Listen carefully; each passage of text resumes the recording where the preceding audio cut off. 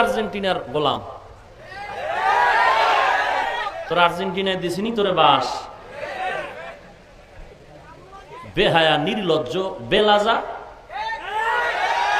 তুই আমার দেশের দুশ্মন, তুই আমার স্বাধীনতার দুশ্মন, তুই আমার স্বাধীন দেশে বাংলাদেশের স্বাধীন পতাকার গেঞ্জি না পরে বেঈমান আর খ্রিস্টানের গেঞ্জি পরেছ পতাকা বানায়, তুই দেশের দুশ্মন।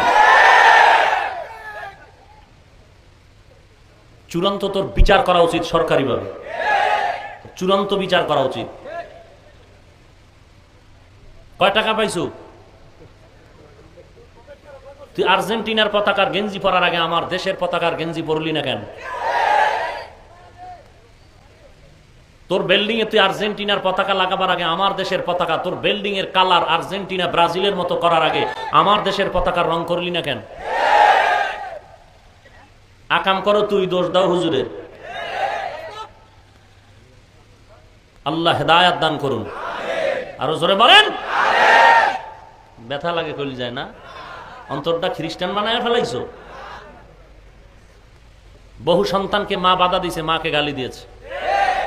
বহু সন্তানকে আব্বা বাধা দিয়েছে, বাবাকে গালি দিয়েছে।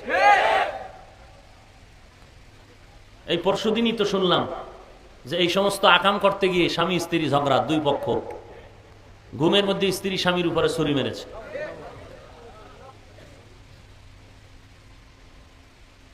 বুঝে লজ্জা নাই, তার ইমান নাই, ও জানে না যে ও মুসলমান, ভুলে গেছে। রাগ করতেছেন, অন্যায় করবেন, আবার রাগও করবেন, আর কি করার আছে? জায়গায় আমি থাকলে না বেদ্যে ফিডাইতাম। আমি যেহেতু নাই, করার কি আছে? দোয়া করি আল্লাহ হেদায়েত দিক। আর ওর কপালে যদি হেদায়েত না থাকে, আল্লাহ আসমান থেকে যা করার করুক।